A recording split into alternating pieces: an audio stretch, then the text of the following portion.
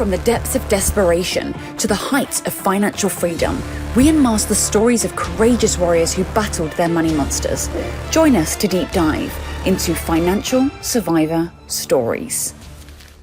Hey there, and welcome to another episode of Financial Survivor Stories. Today we have Jewlz. She has been fondly known as the Queen Calculator who trained the Big Four. She has worked for large-scale corporations, for fraudsters in London, and she is passionate about money and helping people take control of their finances, especially women. If you want to know how to take control of your finances, listen on. Jewlz, do you think there is a problem with discrimination with women when it comes to our financial health? Yes, massively. Why?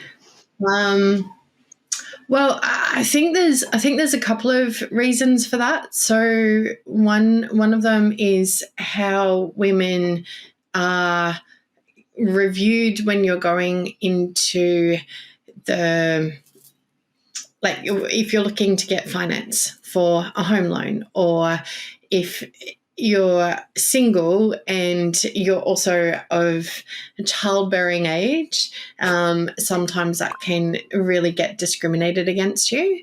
And I think the other, and I've experienced that in my own world, which is pretty crazy. And I think as well, oftentimes the industry, so if you watch it on TV, the people that are telling you about finance and the stock market and what's happening generally are male. So when you've got a female in the room telling a group of males how their money is going or what strategies they need to do, I think there's an unconscious bias there that is, it really stops people from actually listening and hearing what the female says. So yeah, like I really do believe that is very predominant here in Australia. What's your backstory? What is your backstory? Where has all this empowerment come from? What was it like? What was your upbringing like?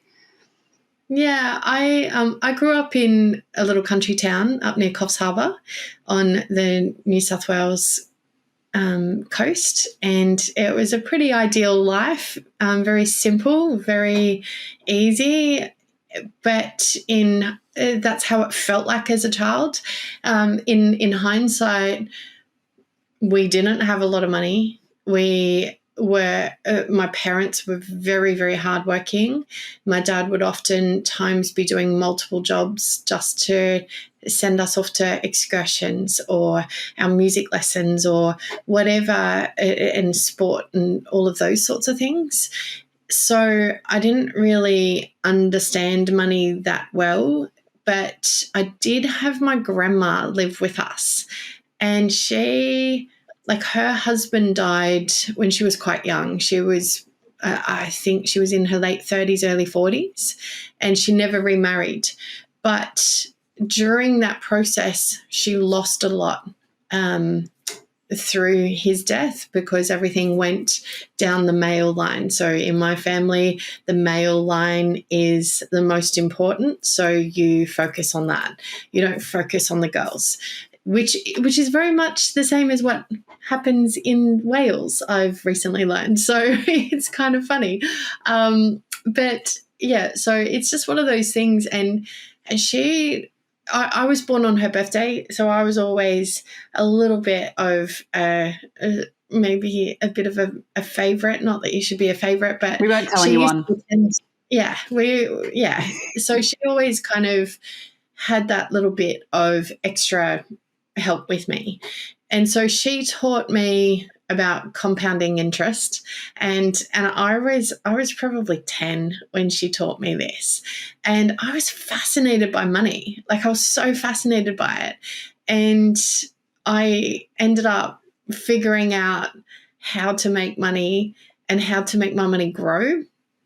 And she used to help me do term deposits and get me to figure out which ones were the best term deposits and all that sort of stuff and how to save. But she also was I didn't realize it at the time, and I've recently realized this. She taught me that a man is never a financial plan. So you always have to have your own money, and you never know if the person you're going to end up with is going to be a boozer or a gambler or anything like that. So you always had to have your money like a little bit separated so that you know, especially now that you can, in her era, they never used to be allowed to have their own bank accounts, but now women were allowed. So that only happened in the 1960s in Australia, that a married woman, was allowed to have her own bank account without her husband's consent. So it's not a very long time ago. So she was really proud that I was going to grow up in that era, that I could do that.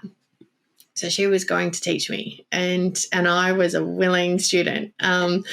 So my first entrepreneurial streak was getting my brother to my brother and I were quite adventurous, and we would go through the local golf course and pick up go through all the swamps and pick up all the leftover balls, bring them home, clean them, and take them up and resell them. Wow, to the same golf course?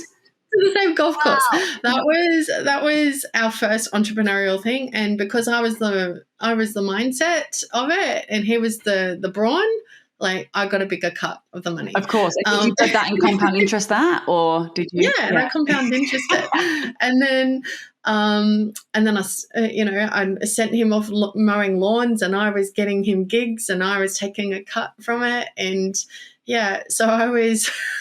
You've always been that way. I've always been that entrepreneur. Yeah, that mindset.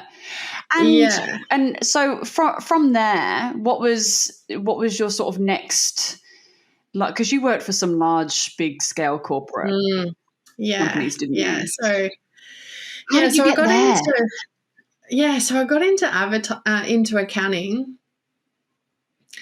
by accident, really. So this stuff called Excel spreadsheets started. So I was really good at computer science at school, and my mum used to do a lot of bookkeeping for all the local schools and all that sort of stuff. And so she used to do it in manual ledgers. And then I taught her about these spreadsheet things. And then and she worked with a lot of the local accountants, and all of them said, we want Jewlz to come and do work experience with us. She's really amazing. And so off I went and did work experience, and one accounting firm put me in as reception, and that's all. They wanted me to shred paper all day long. And I was like, no, I am not, this is not the job that I want. I do not want to be in reception. How come the boy that is coming and doing work experience is in with the accountants, and I'm shredding paper and watching Days of Our Lives? I was like, no, you're wasting my time. I'm out of here. And they're like, no.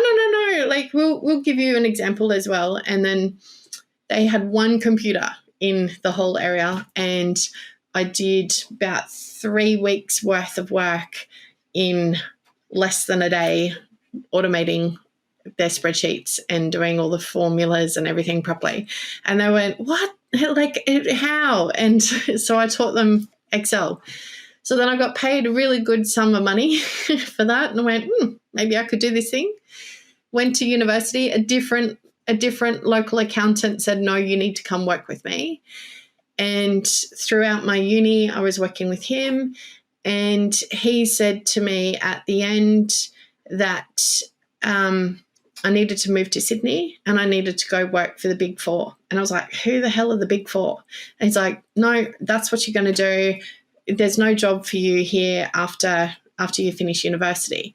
So, and he's like, and applications, they're out at the moment, so you've got to apply for them. This is my final year.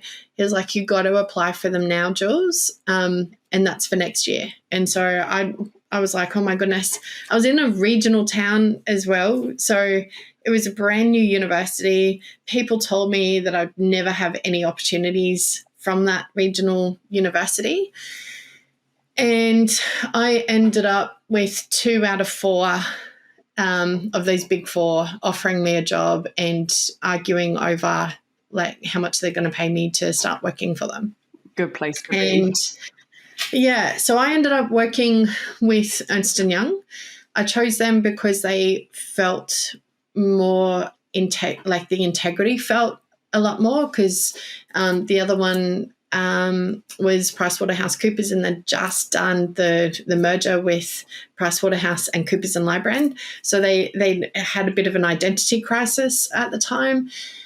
So I went with Ernst & Young and I got my CA and I became an auditor. But I hated auditing and I hated like the corporate suits and all that sort of stuff. It just wasn't me. So a friend of mine said to me, come over to London. So I came over to London. I had no job, I just was like, here's the money I've saved up and off I go. And in hindsight, that was probably one of the scariest things that I could have ever done. I knew a couple of people in London.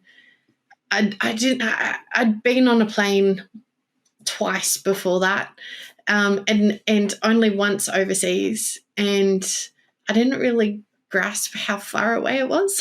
Yes, far. And it's 2 planes. It's 2 planes. You can't even do it in one. It's not even It was crazy. But and London taught me some really amazing money mindset like skills. So I got over there and I had no concept of how far my Aussie dollars was going to go. I arrived right smack bang in the middle of summer holidays, so there was nobody applying, like nobody was hiring accountants or anything like that. So I went traveling around the UK. Somebody said to me, you're not going to get a job for the next month anyway, so you may as well go see where you're going to live and then figure it out. And I found so many amazing opportunities and they all fell together, but I still never got a job. And I had the biggest chip on my shoulder. I thought I was like top mark kind of thing, because getting a job has always been really easy for me. So I ended up spending my last 10 quid, like not another brass razoo to my name, spent my last 10 quid on a tube ride into a meeting. And I fortunately bought a return ticket because that was the only way I could get home. And I had no money for food.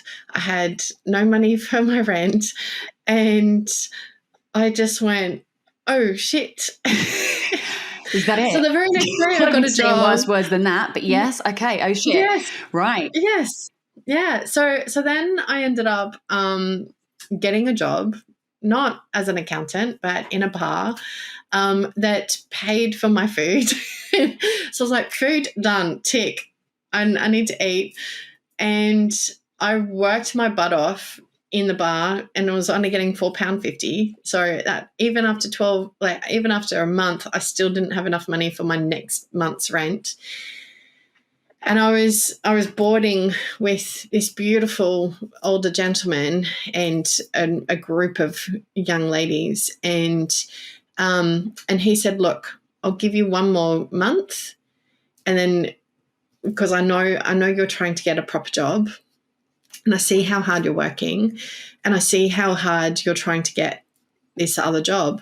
Focus on getting the other job, and then I expect to be paid back, but I need your parents' phone number in case I need to put you on a plane to go home. And I went, and that was it. I was like, I'm not going to have my parents know that this happened. So hopefully they'll never listen to this podcast. Yeah, I'm going to send it them. But what it taught me was the kindness of strangers. And if you did hard work, it would be returned to you tenfold. But also the process of actually setting yourself a task and having accountability. That's what it was. Someone was making you accountable. If you don't do this, this will happen. And you were like, fuck no, that's not happening. So you went out and set out your task, right? Yes, exactly. So my first pay packet in my first accounting job over there, so it's just a 3-month contract, but I was like, it's better than nothing, so I'll take it. That 3-month contract was auditing in all of the council agreements and stuff. That first pay packet, I paid the month that I missed, a month in advance, and I bought a little bit, like, I was living on pesto and pasta, like that's it. Love And that. I can't eat pesto pasta ever again. But and I bought something other than pesto pasta Wow. to last me for my next pay packet. And then I was like, I'm never going to fall behind on rent ever again. But I'm also going to start creating start being better with my money. So there's a spending bank account and then there's a savings bank account. So then I ended up getting a permanent role at the Serious Fraud Office, and that's where I started working with chasing down the largest corporate fraud in the UK at that time. So, and Are you allowed to and talk that about the biggest one that you saw? I only worked on one for 3 years. Oh, wow. Okay. Yeah. So it was, so we were putting the whole case together for that. And the volume of data that we had collected, we had to basically, it blows my mind now. We would scan all the documents into this device, and then we would have to type every single word and every single number on this computer program. And that took us a year to do that. And then we could start our work. So, so these days it's kind of a bit crazy because you've got this thing called OCR reader. So you scan it and it does it in real time. And that blows my mind. Like whenever I get a PDF and I do that now, I'm just like, this is so much fun because I know what it's like to do it manually. Yeah. And it's not fun. But yeah, it was because you would see all the documents as well as you're going through it, and then you'd flag it and go, this is a hot item. What are you so that was our job. exactly? So this particular, this was multiple companies that were coming together and they were defrauding, allegedly defrauding the National Health Service over there, which is like Medicare over here. And they were basically price fixing a lot of their generic drugs so that they could get a much higher income from the NHS. So that's what we were doing. And so we were looking for the same documents or similar documents across multiple corporations, and we could find that. And we could see their price fixing, and then we could see also their price lists and when their price lists would change, and everything was dated and everything, and they wrote everybody's names on it, and so it was a little bit silly. And as we know, it's totally illegal to price fix. So. It is, yeah. So, but that taught me though to have a real critical mind. So not everything was what it seemed on the outside. And so then when I came back home back to Australia, EY snapped me up again, and I started working with them again, and went, yeah, still not. Well, it's still not driving my passion. So everything I had been doing was looking in the past, and I knew that there was more. Like there was more to numbers than looking in the past. You could actually create your future out of it, because I had done it myself with my own money whilst I was in the UK. So I came back. So I traveled a lot. I had a wild 20s over in the UK, but I still came home with a house deposit and walked straight in, saw the bank manager that I grew up knowing, and and I had paid off all my HEX debt. I had done all of this stuff while I was over in the UK. And is this that because set you're me on up. a lot of money, or is this because you were No, good with your money? I was amazing with money. Okay, so My grandma taught me how to be amazing with my money. Of course. And you had a bit of a moment where you were not being amazing, but you used all of those Yes. tips. Okay, so if I'm now, I'm someone listening to this and I'm thinking I'm kind of in the bit of that funk at the moment, right, where I probably am spending money in the wrong places. What are the 3 things that I can do right now to maybe get me in the position that you did? The first one is your mindset and your language. Okay. Or maybe I split them up as 2 things. So your mindset is if you believe that you don't have money and you are always poor and you never have enough, then you will create that. And you will create that by actually doing dumb shit with your money. Right. So, and you won't see the dumb shit you're doing because you're recreating that belief. Because you're not so aware. That's your first thing. You're not aware. The second thing is kind of linked to that, and that's your language with money. And so if you ever hear yourself say, I'm terrible with money, or I'm not good with numbers, or, that's something that my partner does, I don't really get involved with it, then I'm going to call bullshit on you and say, stop that language. What should they be saying instead? So, first of all, if you hear yourself do that, I use this primer phrase to it and say, up until now, I've been bad with money. Right? So that puts a line in the sand and it says, fuck my past, it's not going to affect my future. So that's the first thing. The second thing is changing that language to say, I always have enough. I always can find money if I need. And so if you change that language a little bit, it also changes your body, right? It changes how your body feels. It I don't know. It's just this magic thing. People call it manifesting and law of attraction and all that kind of woo-woo stuff. And yes, that can work, but you've got to be careful of your language because that language creates your outcome, right? So get very clear if that's what you're doing and listen for it. So that's definitely the first 2 things. And then the third thing is actually get real. So get real with your money. And like I absolutely have the biggest financial crush on Scott Pape, the Barefoot Investor. Yep.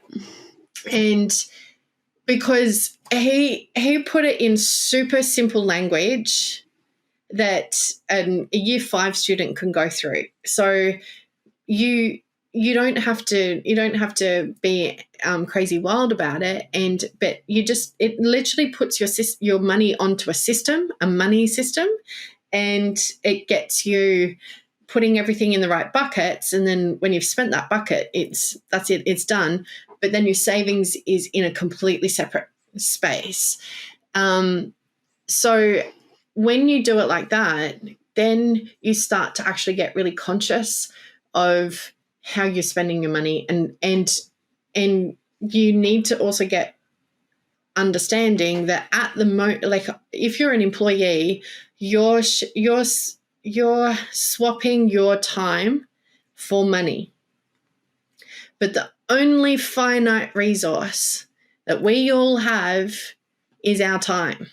We don't know how long we've got. So, like, if you're swapping that time for money, then you need to be careful for hang on, vacuum cleaner has just decided to start. Oh, really? I love this. It's because I'm it's like, literally sitting there thinking, hang on, I'm wasting time. I'm just sat here doing nothing. yeah, I'm wasting time. And she paid for this. I could be working and doing things for her right now. Yeah, the money mindset thing is a huge one. I was actually speaking to somebody the other day who said, and this is not just about money, this is about every single mindset and every single language that you can use against that mindset. And she had parents, and the parents were saying, I just need to get to retirement. I just need to get to retirement. That's all they used to say. I just need to get to retirement. And the mother actually had a retirement party, and they were both saying it, the couple. And on the Tuesday after the retirement party, he actually passed away. Yeah. And that's not woo-woo. That is literally creating your world. Yes. It's so often. Look, it's not easy though. I mean, I catch myself doing it. It's about catching yourself and changing it straight away. Yes. And I use a filter. It's like 3 little things that come together. Okay. And it's like a Venn diagram, I suppose, if you want to do that. But if you imagine 3 circles on top of it, formed in a triangle. Exactly. Yeah. Right. That middle overlap part, that is your sweet spot, right? So those 3 circles that I look at is what brings me the most joy and uplifts my energy. So what do I feel like when I'm doing something, and if I just get so joyful doing it, and I'm like I don't know, I use this very inappropriate phrase. I say, if I'm a fat kid in a lolly shop, like that kind of love, it's I don't know. It's so it's not an appropriate phrase anymore. But so if I have that much joy and I'm super, super excited about it, then that's probably something I want to do. But it also needs to have a lot of impact. So if what I'm doing brings me joy and it creates impact, so it helps other people, it allows other business owners to be able to be better with their money or figure out the levers in their business so that they can work smarter, not harder, and get a bigger impact from what I'm doing. And then the third one is profit, because I'm an accountant and I love to make profit and I love to make money. And that shouldn't be a bad thing. People have got a really, I don't know, this conception of, because even you kind of did it then, and it's just a thing that we all do. It's like the money, we want to make money. Everyone wants to make money. Like, it's okay. It needs to be okay, for especially women, to want to earn money and have that confidence that you're not going to be put down by that. You know what I mean? Yeah, because there's a lot of language out there that is very negative connotation for women who create a lot of money. They're just money hungry, or they're ruthless, or they're gold diggers, or they are. In fact, what is a bad word for a man who likes money? Is there one? There's got to be. Do we call them gold diggers? No, we don't, do we? No. They actually get positive words about them. Look at him. He's aspirational. A hustler. Look at him. He's a hustler. Yeah. Look at him. He's a game player. So don't hate the player, hate the game. That comes from a man's mouth, surely. Exactly. And you see it as well.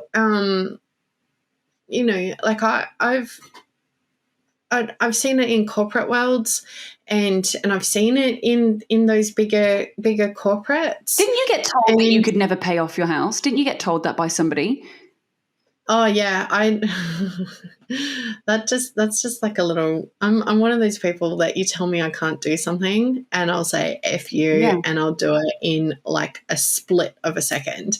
So I was told that I couldn't keep my Sydney apartment. So I bought my place here in Newcastle, and And I was told that I couldn't keep my Sydney apartment, which I had bought from the UK.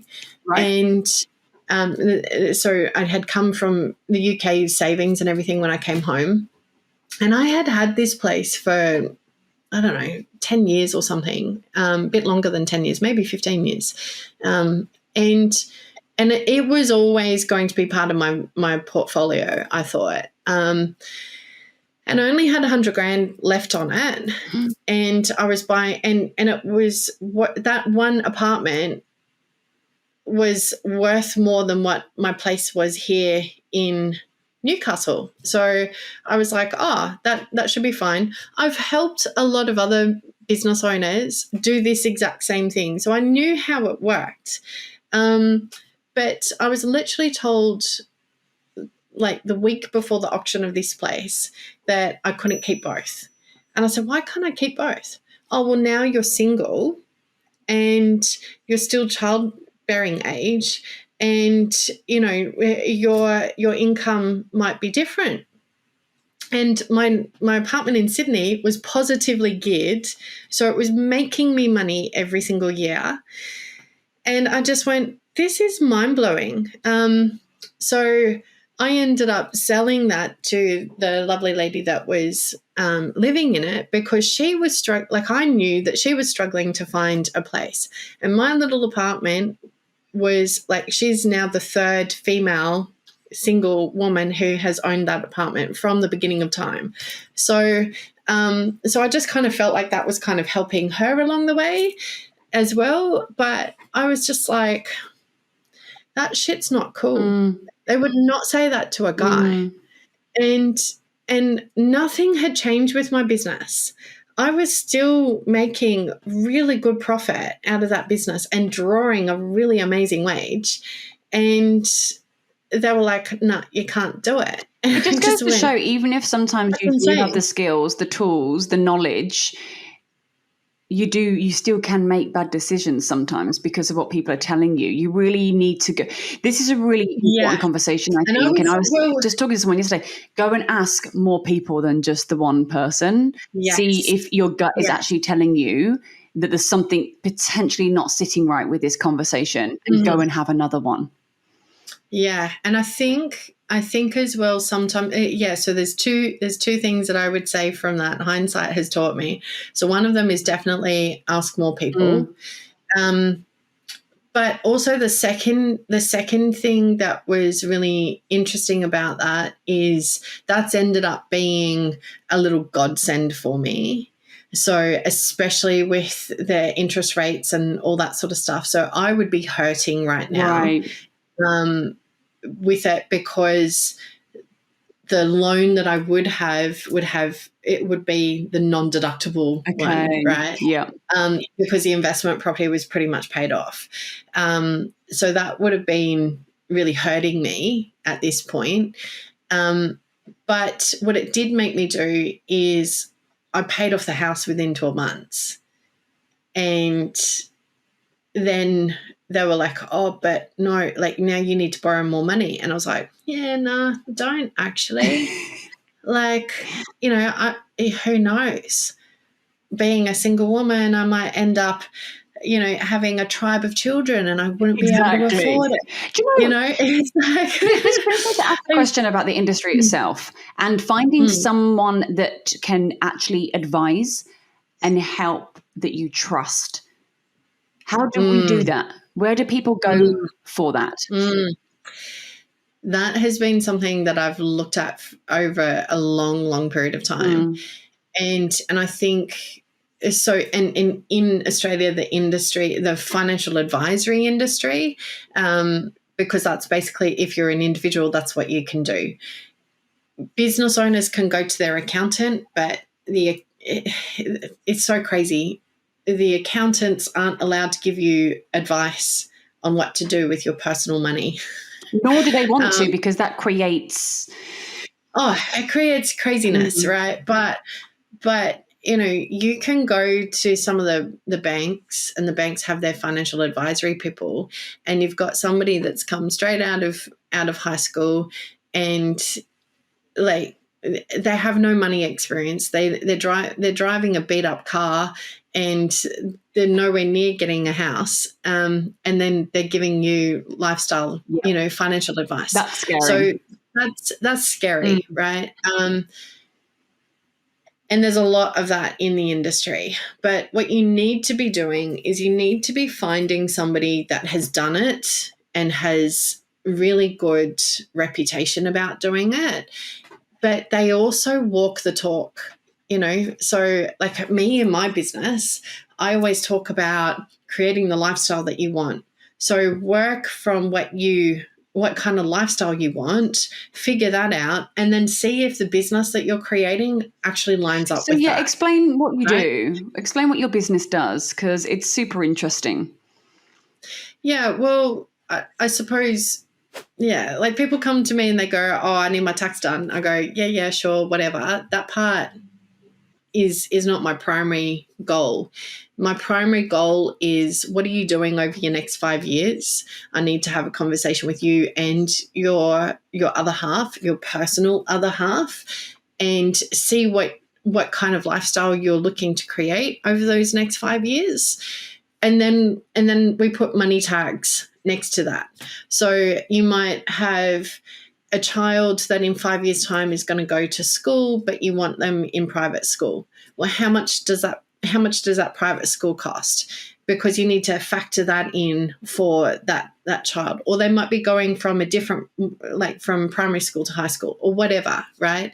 So looking at your family and your lifestyle, and then going, okay, how does your business fit into that? How does your business give you the time that you want with your family?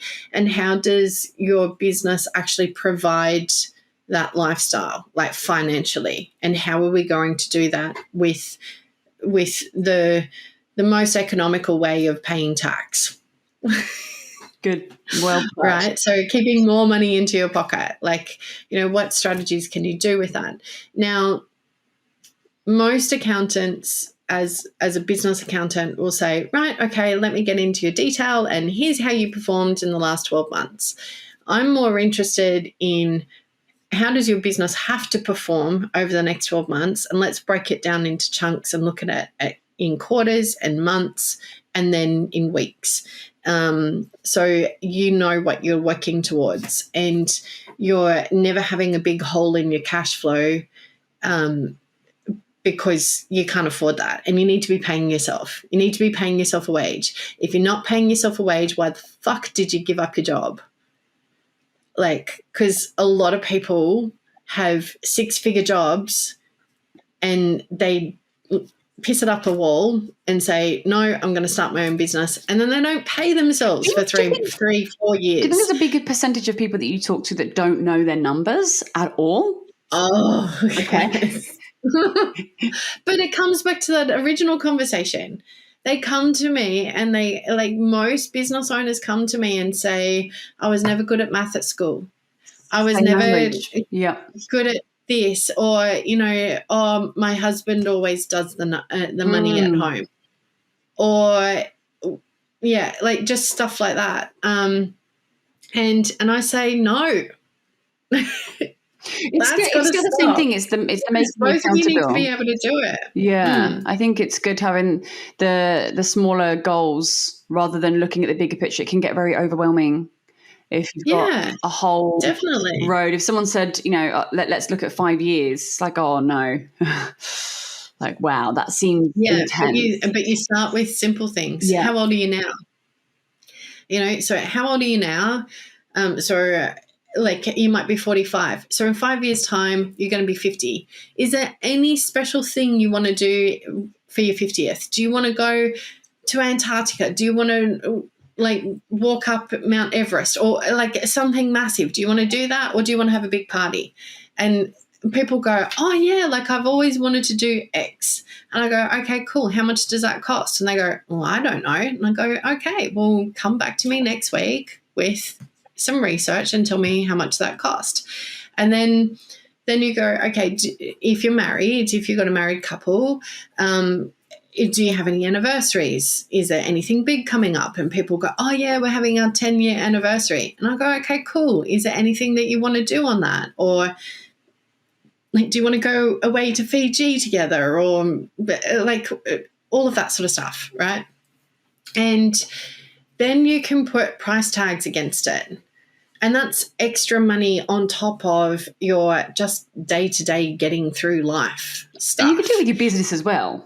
You can do the same thing with your business. Where do you want to be with your business and chunk that down as well? Exactly. So the thing that I find is if you're really shit with your money in your personal life, you'll be even more fucking shit in your business. Okay. Yeah. In your business life. You try and sort out the personal first and then go and sort out the business. Yeah. Because if I don't get both of the, like, it, oftentimes I'm working with couples. So if I don't get both of them on the same page in their personal life, one will be, oh, I'm not so happy with my life right now. You're always at work. So I'm just going to go to the shopping centre and I'm going to blow $2,000 because we've got the money in the bank. But not thinking, oh, that $2,000 is for our trip to Antarctica. Yeah. Or that $2,000 is for our, do you get what I'm saying? It's really important that partners are aligning. I don't think that people want to talk about it in relationships because it's really uncomfortable. Oh, yes, it is. How not sexy is it sitting there and discussing what money to save? It's not. But so, like, how can we make it sexy, Jewlz? You could flip it. Okay. You could flip it and go, okay. So if you're travelers, like, I can do this easy because I'm a mad traveler. So it's like, where have I not been that I really want to go and I want to go with you? Or where have I been that I want to go with you? And or what kind of really awesome adventure do I want to do? So and how are we going to do that? So you make a big long list of everything. And then you go, okay, I love, for me, I always make sure that I'm with somebody that loves riding motorbikes and they love traveling. Because I've been with somebody who loves riding motorbikes but didn't love traveling. So, and I was like, oh. So much you can go around the cul-de-sac on your bike, isn't there? Yeah. So I was like, well, I can still travel, but I want to share it with somebody, right? So I've learned that that's a real key thing for me. So now it's like, okay, we've got an opportunity to go to Thailand and fly out next, like at the end of the week, and go ride motorbikes around Thailand for 2 weeks. So someone could be putting that in their future goals. What do you make them do? Put something away every single week, or how does that work? So every single week. Right. So every single week. So for example, I want to go to Antarctica, and there's this whole big trip that I want to do, and I know that I need $20,000 to do that. Yep. So I went, okay, when are we talking about doing it? And it's like, it was 2 years away. And I went, okay, 2 years, divide that by how many weeks it is. And it's like, oh, it's only like $200 and I can do that. And I went, yep, cool, boom. I've now currently got $16,000. So I only need $4 more grand and boom. But how hard is it not to dip into that when something goes wrong? Because something always can go wrong, you know? Yeah, so I have multiple funds, but this fund is in a bank account that I literally got the card and I chopped it up. Yes. Like the card that goes against it, and I didn't put it on my Apple Pay. So I did that, and I called the bank account Antarctica. So if something goes wrong, I know that I've got that money for Antarctica, but I'm like, so I might need to come up with $2,000, for example. Something blows up and I need to find $2,000. So I go, what can I sell that I'm not using, and I can convert that to cash, and I can convert it to cash really quickly. I do that. I also then go, what can I do? So because I've got a business, I go, surely there's somebody that needs $2,000 worth of work, and I'll just give myself a bonus, or whatever it might be, so that I can get that cash. So, but that's an infinite mindset, right? Mhm. That's okay, this has happened, so therefore. So I used to, in my 20s, I used to have credit cards and stuff, and they were just dangerous. They were super dangerous for me, because it didn't create that resourcefulness. So there's that. The other thing that I follow, Barefoot by the T, but there's also things that I go, like, so for example, my dog, when I got her, I knew she had hip dysplasia. So I said, okay. And I asked all the questions. I was like, how much would that cost if I needed to give her an operation, all of that sort of stuff.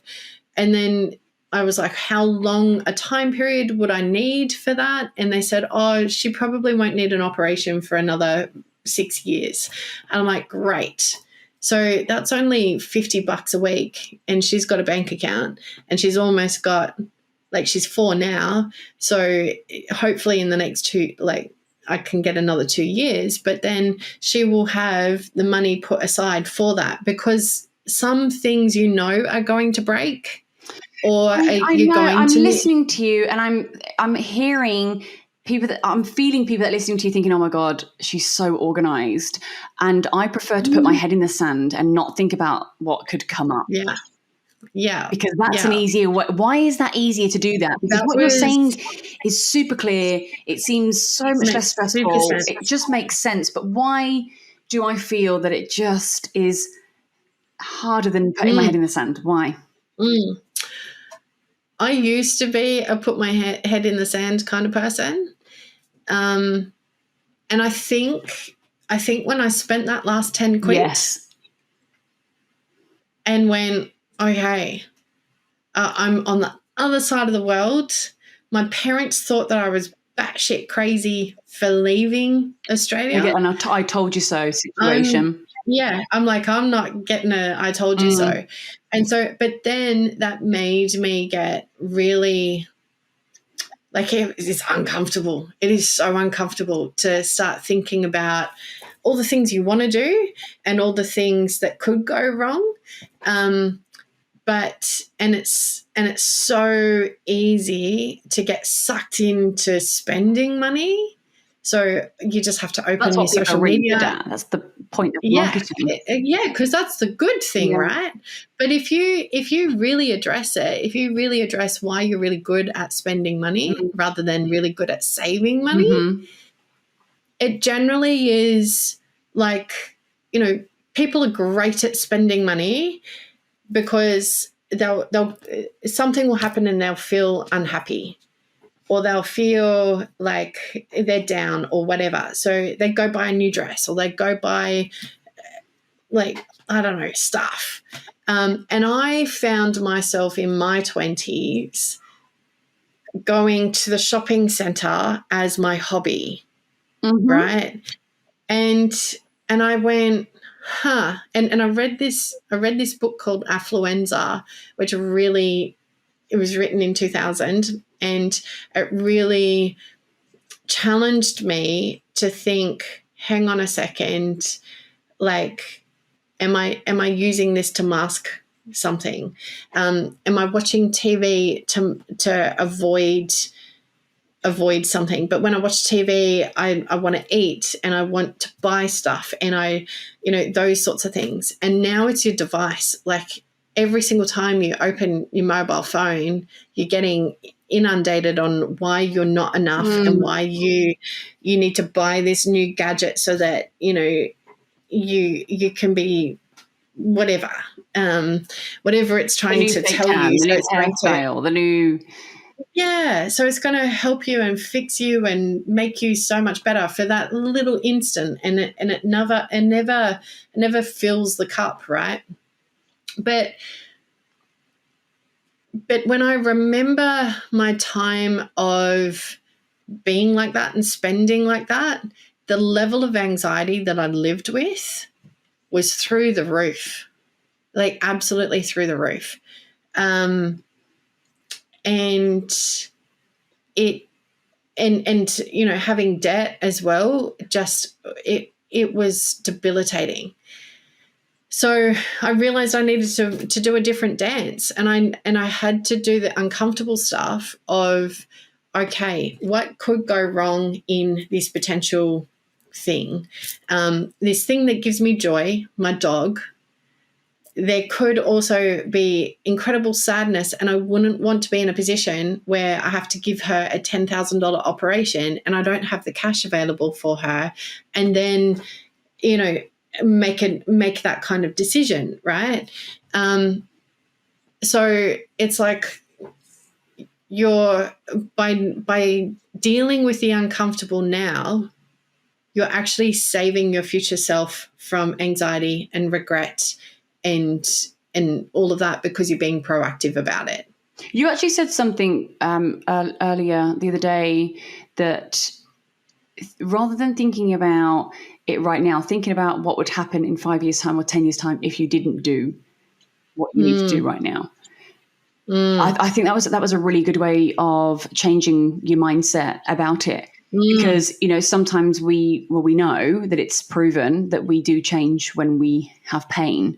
So if we can actually think of the one thing that would happen if we didn't do, or we didn't change right now, do we want to feel like that? Do we want to be in that place? Probably not. So we have an opportunity to change it now. Yes. So why would you not? And why would you not take that step? Yes. Yeah. I mean, obviously, some people do need guidance. What would you say the sort of 3 big things working with you? If people work with you, what do they come away with? I think they come away with clarity of why they're actually doing what they're doing. So, understanding that the lifestyle that they want and the family life that they want, or the single life that they want, or whatever it is, must be in alignment with their business.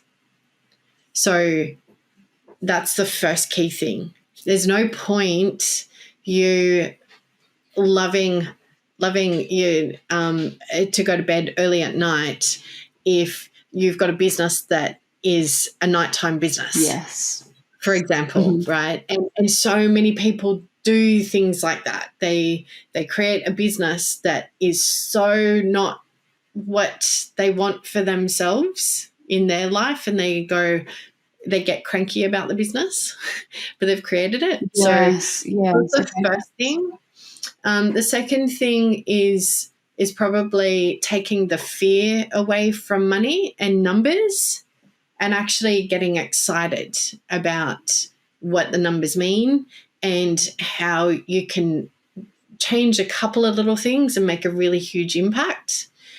And then the third thing is probably, I always say, work in your strengths. So work in your strengths, that's going to give you more joy.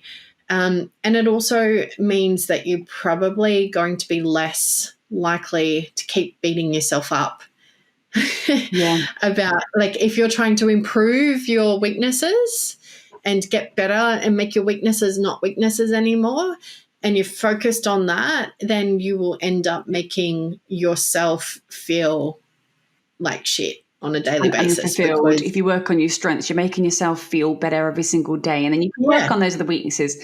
Hopefully you hire the weaknesses. Yes. You hire the people in your business. Yes. Who your weaknesses are their strengths, right? And so they love it and they munch it up for breakfast, kind of thing. And you just go, oh, I'm so glad that I don't need to deal with that. Like, I need to understand it, of course, but I don't need to actually physically do it, because that makes me feel like, I'm pulling teeth every time I'm doing it, kind of thing. You know what I mean? And for free, is there anything people can do for free right now? So they're listening to this and they think, I really want to do this. I would love to work with someone like you, but just right now it might not be affordable. What are the things that they could do for free? Yes, I did write that. So there's a few things. So if you're struggling with your money, there's a few things that you can definitely do for free. And this is if you're a business owner or an individual. You can actually, first of all, stop using shopping, like going to the shopping center or being around shops or buying things online. Stop using that as your go-to mechanism. The second thing, and so find other things to do. So if you want to catch up with your friends, go for a walk. Go for a walk by the beach. Catch up with them and get real with them and chuck your bloody mobile phones away and actually connect with them and have a conversation. Do that sort of stuff. That doesn't cost you any money. And it gives you exercise, it gets you out in nature, and it fills your cup. So that by far is probably one of my biggest. So simple, but so good. Oh, that's good. The other thing is if you want, so you can do other stuff like, be very resourceful about things, so you don't always have to buy things to get you what you want. So I mean, for example, if you want a dog, you can work with guide dogs or puppy raise or temp care or whatever, and so they pay for all of that stuff, but you're still getting the connection with the dog, but you also have the flexibility. And that's what I do, and that's free things that you can do, because all it costs is your time and your effort to be around that, but you're also giving back to community. So I think whenever you can find ways that you give back to community, that will always fill your cup so much more than buying another thing and a widget and a gadget, So I think that's important. That works on your impact with the world. And then the third thing that I would do that is free is read books from the library. Wow. There are still libraries out there? There are still libraries out there. Okay. There's nothing like a good book. Yeah. So, well, if, start with Barefoot Investor and put your money on autopilot, right? So what I love about Barefoot Investor is, A, it's super simple, but B, you don't have to – it's like going on a money diet without having to count your calories, or count your pennies. It's like when that pot of money is gone, it's gone, baby. So it and then that makes you feel a little bit more on top of things. So there's that. If you're a woman, there's good books about money mindset. So and also normal mindset. So Gabrielle Bernstein, she's an incredible mindset coach. I always encourage young women to read her books. And that's not just for money, but yeah. And so, yeah, we'll get some of that below as well, so people can find it quite quickly, because I think that's really important. And it just links back straight away to the mindset. Again, if you really want to change and you don't want to spend you want to spend any money on doing it, there are free ways that you can do it, like listening to podcasts like this for starters. Totally. But getting visual about it and putting your whole body into it. I do feel like picking up a book is quite good. The Barefoot Investor has the real books as well, doesn't it? I mean, you've obviously been called I don't say obviously, but you've being called the Queen Calculator, and it's definitely that for a reason. You've taken money and you've taken figures and you have made them sexy again with the people that you work with, and I think you do an incredible job of that. And that is one thing that you are bringing to this world, because that's changing lives, isn't it? I mean, people are scared about talking about money, and this is what it is. Just break it down.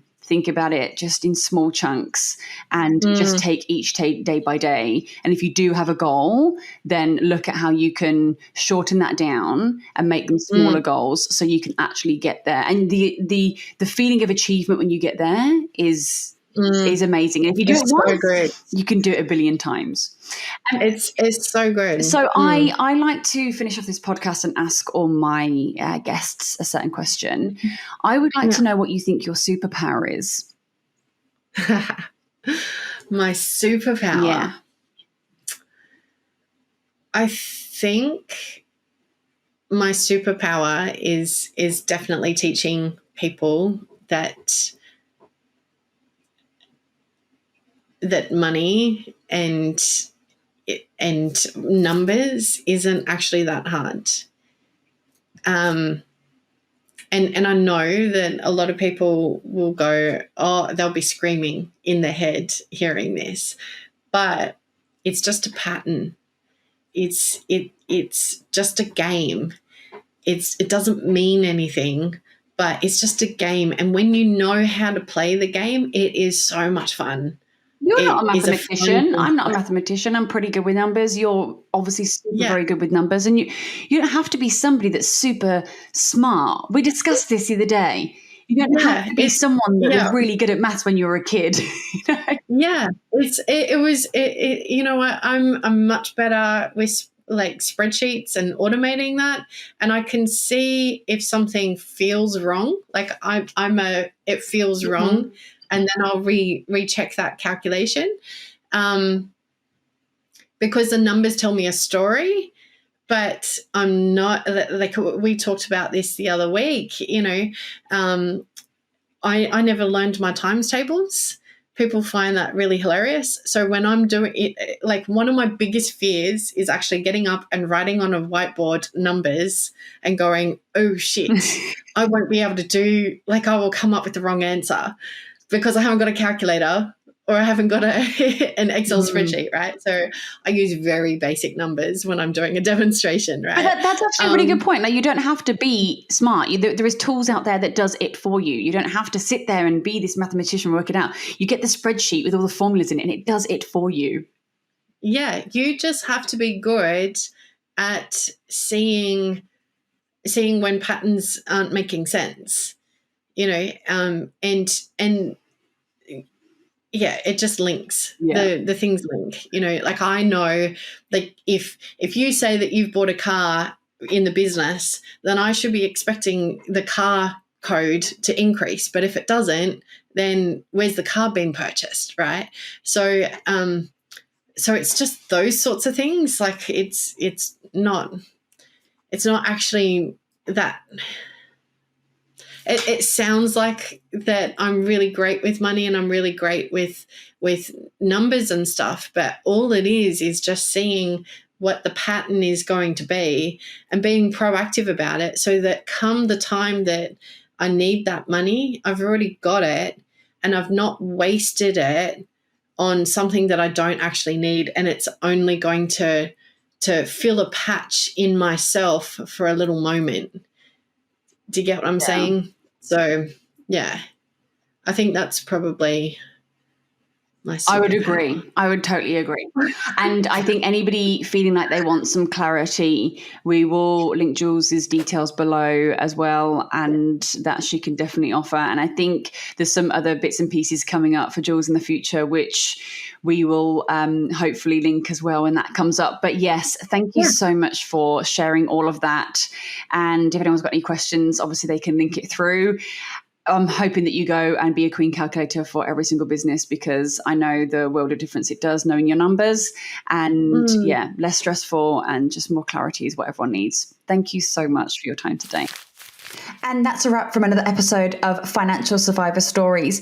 We're not just about stories, we are about solutions. If there is something in your financial world that is not adding up, you need to start taking action. For financial fixes that put you first, and for more information, visit getmyrefund.com.au and stay tuned for more ways to become financially successful. See you soon.